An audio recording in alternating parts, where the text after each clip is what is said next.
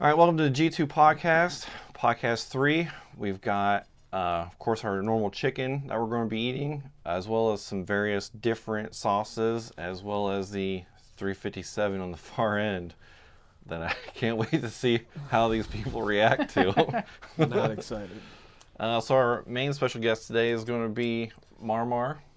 Go ahead and introduce yourself. Hi there, guys. I'm MarMar with G2 Tactical. I'm one of our execs, and I'm a veteran. Hi guys, I'm Angie, aka T-Mom. I'm Aaron, Blooper. And I'm Darren, 7. All right, so we're going to go and talk about your history with G2. How'd you discover Airsoft? How'd you discover the team? All right, do chicken first? I forgot it again. Yes, we got to do chicken first. All right, so everybody just grab some. And we'll start off with the very first one. So we got here just some Chipotle hot sauce. Chipotle, huh? Yeah, and like I said before, you don't have to put like a whole lot on it or anything. You just put some off the side or just a dab. Well, I took notes from when Luke was here, what not to do. So, thanks, Luke. In other words, he's going to get some on his finger and rub his eye and Yeah. be blind. Yeah, definitely don't rub your eyes with any of Yeah. this. God, I don't want to do this. These are actually not Number too one's bad. not bad.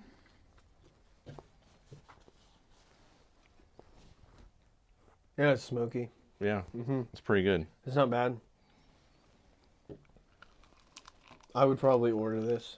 It's got a little bit of a tang to it, Yeah. a little bit of a spice, but not bad. I'm going to be dead by the end of this. The next two I think are even less than this one, so don't worry. Okay. Don't worry till the end. Oh. Now I'm going to worry the whole time. Don't worry until we get to this side. Yeah. Okay. All right, so yeah, your history with G2, all that good stuff, all the details. Lowly little MarMar back in 2017, fresh out of high school. I had wanted airsoft probably since I was in middle school and just never had the opportunity to really get into airsoft. I grew up as a middle schooler playing paintball at I-70. My 8th grade year, actually, all of our moms and sons rented out the field and did mother-son paintball, and we had shirts with our mom's faces on them and everything. Oh, that's fun. But is that how you found out about airsoft? Yeah, I found out about airsoft from being there at I-70, and then what really got me hooked was all the YouTube, because airsoft YouTube was really big back then. Seeing all the cool YouTubers with all their gear doing their thing really got me into it, and I'd always been interested in like tactical stuff, whether it be airsoft, real steel stuff, shooting, moving, and communicating. I loved that stuff. And found out about G2, having been playing airsoft there. You guys were only running night game. I went to a night game one night and I was like, So was that first night game Nighthawk or something, or? No, this is back when we played at I-70, and it was like OG night games. I can't remember if Nighthawk was all we ran there, or if we did other stuff. It's been so long. I don't think Nighthawk was around yet. This was still like Sarge was like heading everything, and Oh, gotcha. Okay. this is like 2019, end of the 2019 season, and I showed up and I looked back at my kit back then and was like, it's crazy, but I showed up, paid admission, got checked in, chronoed and everything. You guys were putting up that white tent, the pole tent with, I do not miss that thing. Me neither. Oh my gosh. I'm so glad we don't And have to do that anymore. I was like, I think I asked you. I was like, hey, do you guys, like, I had never talked to you before. I was like, you guys need any help? And you're like, yeah, sure.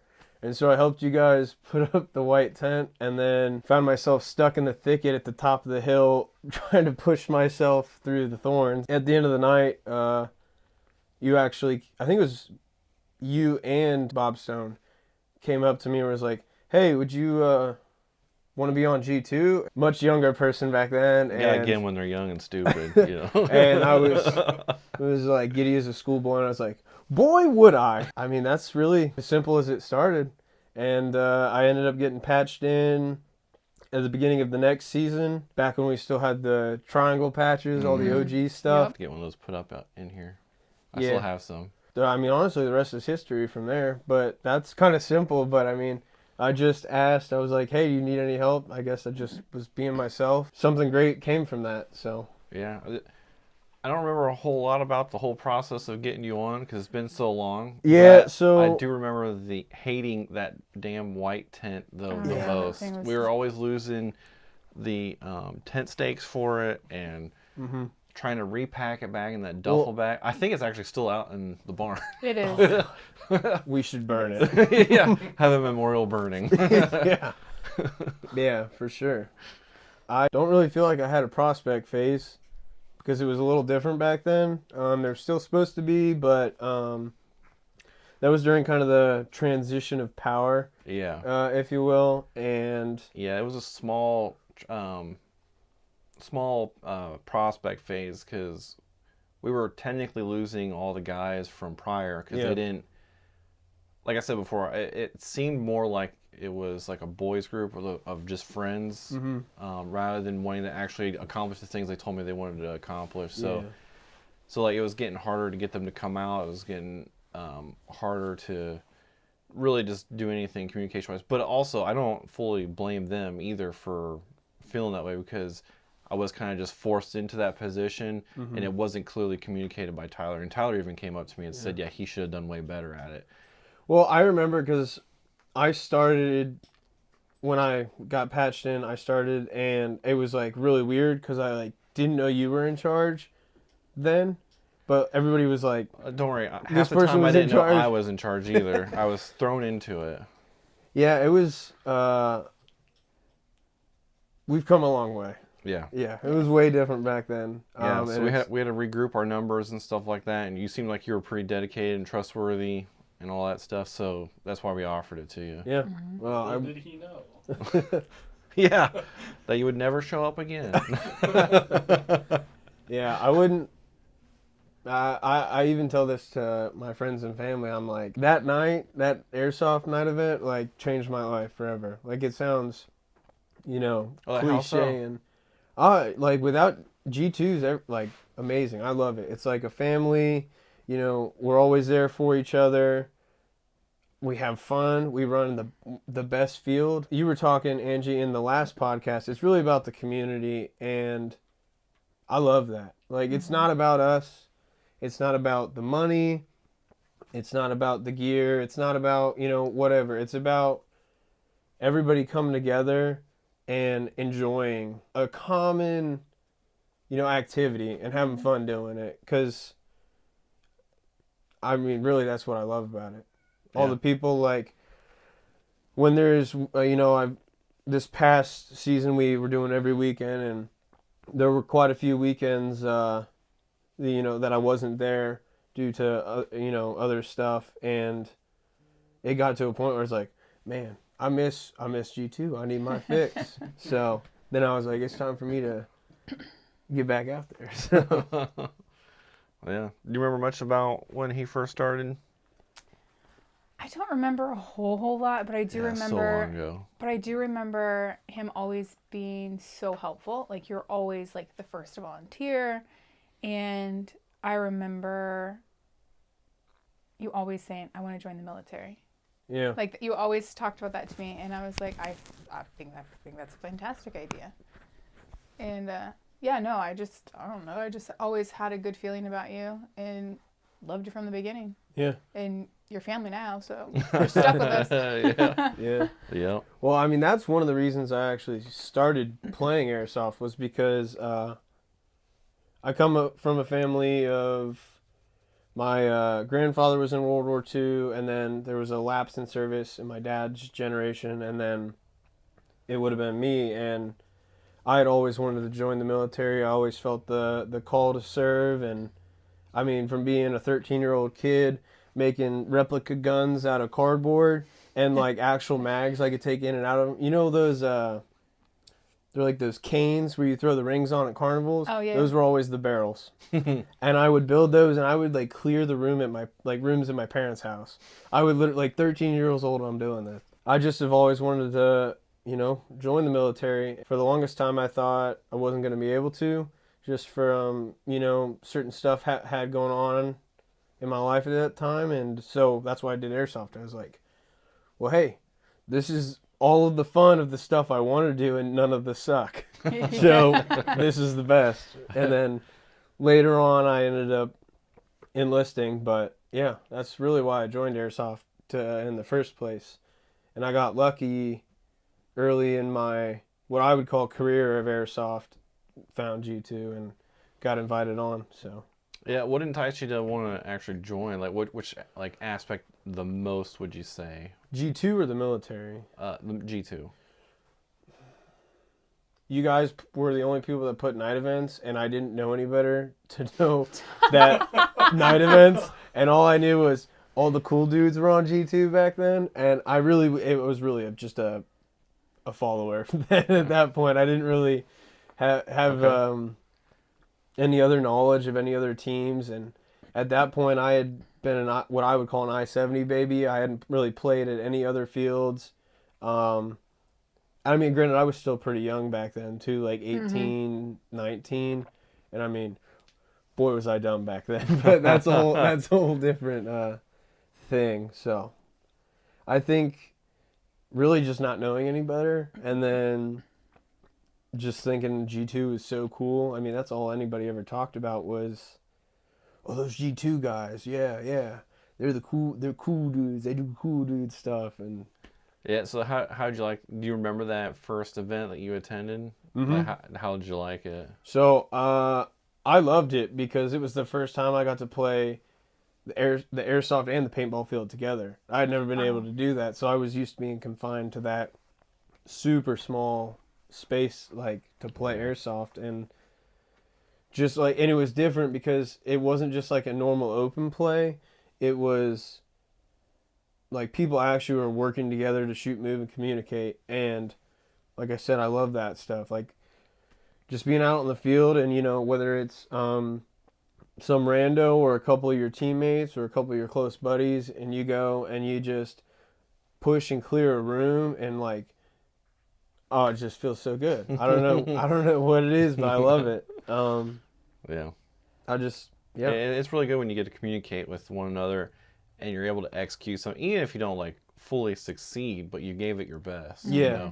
You can really just tell. Or like when it's awesome. when you rush into a building and then like you get a couple shots off and then just get blasted in the face, and you do some dramatic and fall. Even that's fun. Yeah. Yeah, Like, the role I know playing. Blooper does that, and I laugh at him get for made it, fun but of it because I do that. I think it's fun. I think it's fun. Yeah, I I like, think I it's like when great. people play character. I think it's great.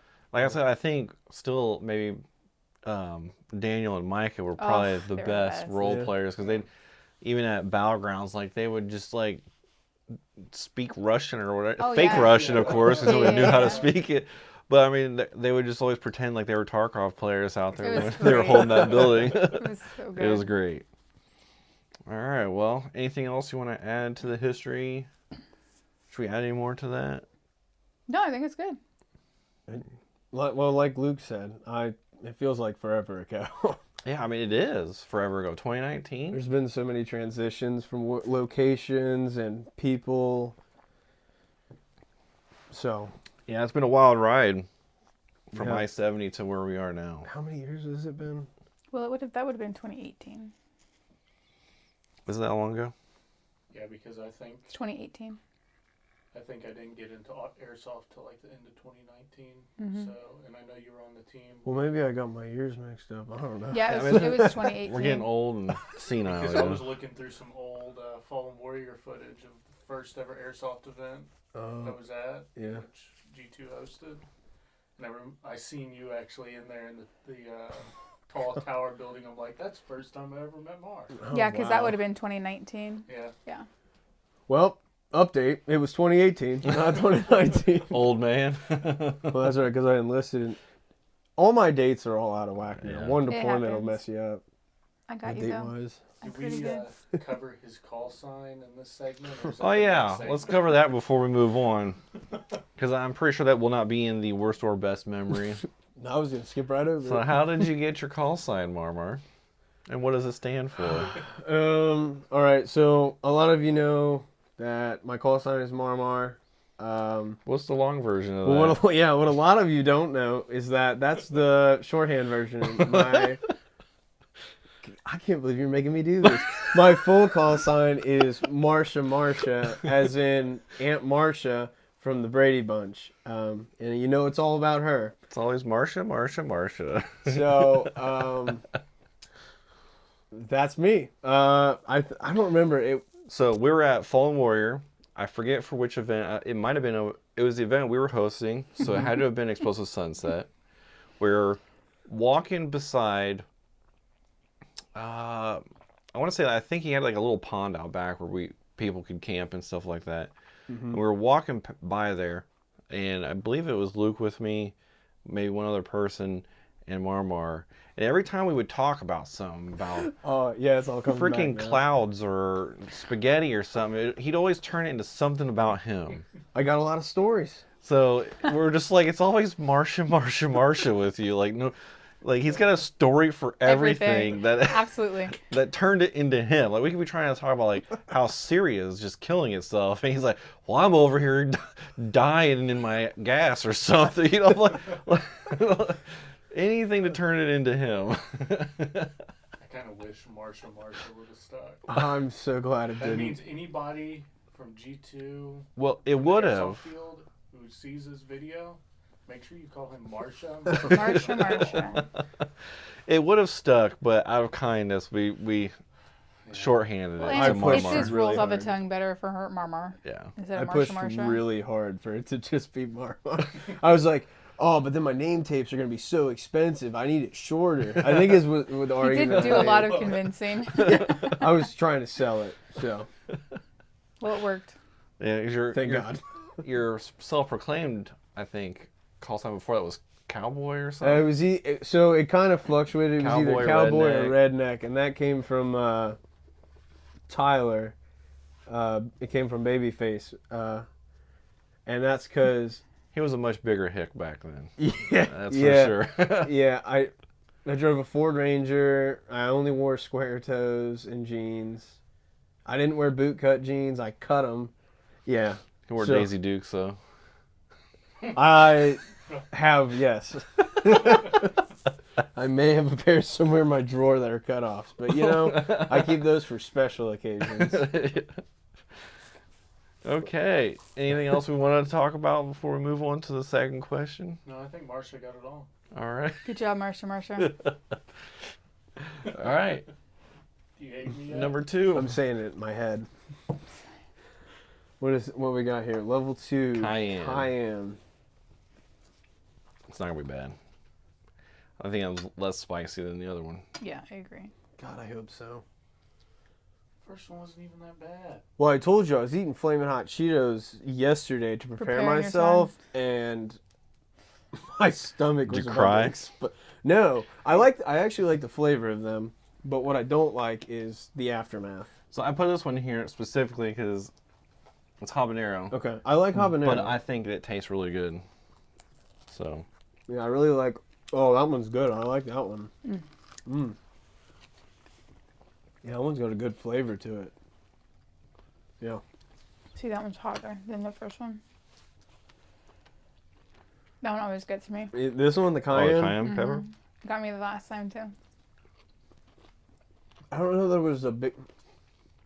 I would take the cayenne over the first one. What's the first one?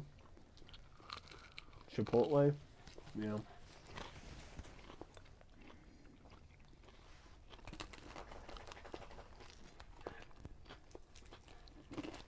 Yeah, I like that one. Okay. What's your question? Yeah, and again, we're not sponsored by anybody here.